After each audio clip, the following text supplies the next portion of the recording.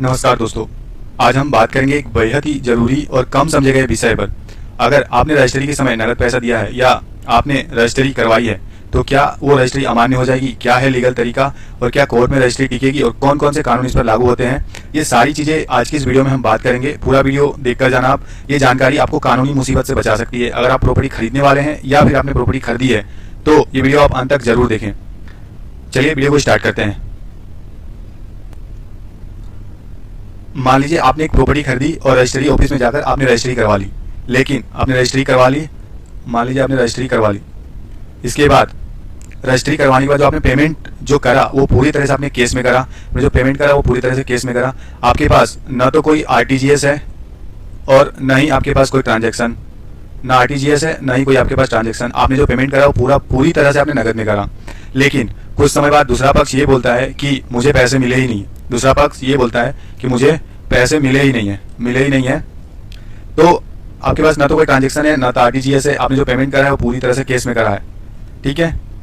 या फिर income tax department को इसकी जानकारी मिलती है। लेकिन अगर इनकम टैक्स डिपार्टमेंट को इसकी जानकारी मिलती है तो सवाल उठता है कि ऐसी रजिस्ट्री लीगल या वैलिड है, क्या कोर्ट में यह मान्य होगी? क्या हो सकता है आपकी रजिस्ट्री अमान्य हो जाए, कोर्ट इसे डिक्लाइन कर दे। तो इससे पहले हम जानेंगे कि इनकम टैक्स कानून क्या कहता है। मान लीजिए आपने पेमेंट केस में करी तो इनकम टैक्स कानून क्या कहता है, पहले ये थोड़ी सी जान लेते हैं। देखिए, अगर इनकम टैक्स की कानून की हम बात करें तो इनकम टैक्स कानून क्या कहता है। इनकम टैक्स एक्ट की अगर हम बात करें, income tax act section 269 S की धारा ये कहती है कि कोई भी व्यक्ति किसी अन्य व्यक्ति से 20,000 से अधिक की रकम नगद यानी केस में स्वीकार नहीं कर सकता। किन परिस्थितियों में ये लागू होता है? अगर मान लीजिए अगर आपने लोन किसी को कर रहे हैं तो वो 20,000 से अधिक नहीं होना चाहिए। या फिर किसी को डिपॉजिट कर रहे हैं, अगर आप किसी को डिपॉजिट कर रहे हैं या फिर किसी को कोई एडवांस दे रहे हैं, आप मान लीजिए आपने किसी को एडवांस दे रहे हैं, तो इन परिस्थिति में आप 20,000 से ज्यादा रकम नहीं दे सकते हैं। ये सारी चीजें हमें इनकम टैक्स सेक्शन 269 एस में बताया गया है। लेकिन अगर हम बात करें इसका उल्टा कि अगर आपने देने की बात, लेकिन लेने की अगर हम बात करें तो सेक्शन 269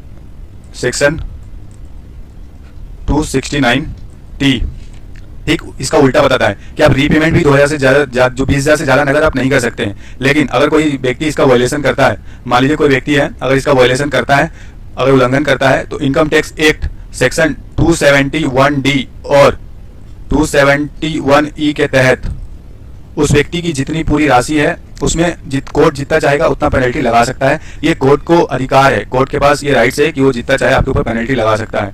वो पेनल्टी पूरी राशि भी हो सकती है, ये डिपेंड करता है कोर्ट के मूड के ऊपर, ठीक है। तो ये तो हो गया हमारा इनकम टैक्स की जो कानून है वो क्या कहता है। नेक्स्ट अब हम बात करते हैं कि क्या रजिस्ट्री रद्द हो सकती है।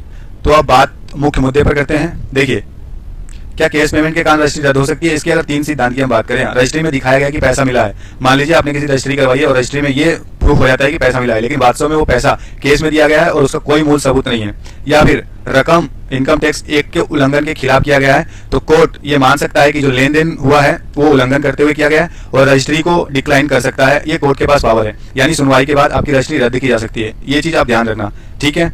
अगर आपने रजिस्ट्री में ये दिखाया कि पैसा जो है वो केस में दिया गया है लेकिन वास्तव में कोई ट्रांजेक्शन नहीं, आपके पास कोई सबूत नहीं है, या फिर ये जो रकम दिया गया है इनकम टैक्स एक्ट के उल्लंघन के आधार पर दिया गया है, तो कोर्ट हमेशा ये मान के चलेगा, कोर्ट के पास ये पावर है कि आपकी जो रजिस्ट्री है वो डिक्लाइन कर दे।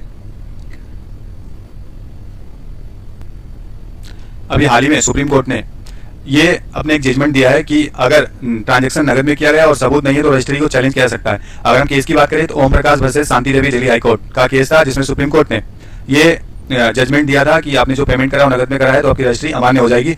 Om Prakash versus Shanti Devi case Delhi high court.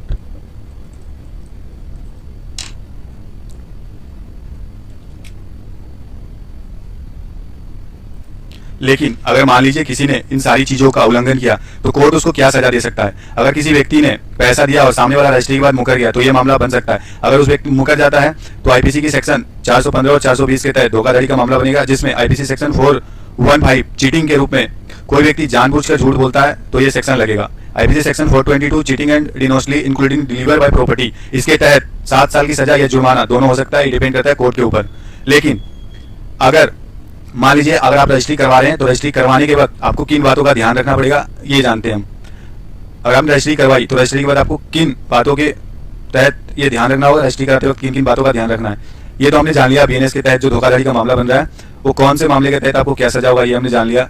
ठीक है, अब हम बात करते हैं कि आप अगर कभी भी जमीन खरीदो या रजिस्ट्री करवाओ तो आपको किन बातों का ध्यान रखना पड़ेगा। सबसे पहले आप सभी जितने भी भुगतान करें, यानी आप कोई भी पेमेंट करें तो हमेशा बैंक के माध्यम से करें, जिसमें आपको आरटीजीएस मिलेगा प्लस एनईएफटी या कोई आईडी जो कोर्ट में आप प्रूव कर सकते हैं। आरटीजीएस मिलेगा आपको या एनईएफटी, जिसमें आप चेक या डीडी के रूप में आप कोर्ट में प्रूव कर सकते हैं। दूसरी चीज, सेल एग्रीमेंट जरूर बनाएं। जब भी आप प्रॉपर्टी खरीदें तो अपना सेल एग्रीमेंट जरूर बनाएं। ये सेल एग्रीमेंट भी आपके लिए बहुत ही एविडेंस के रूप में काम करेगा।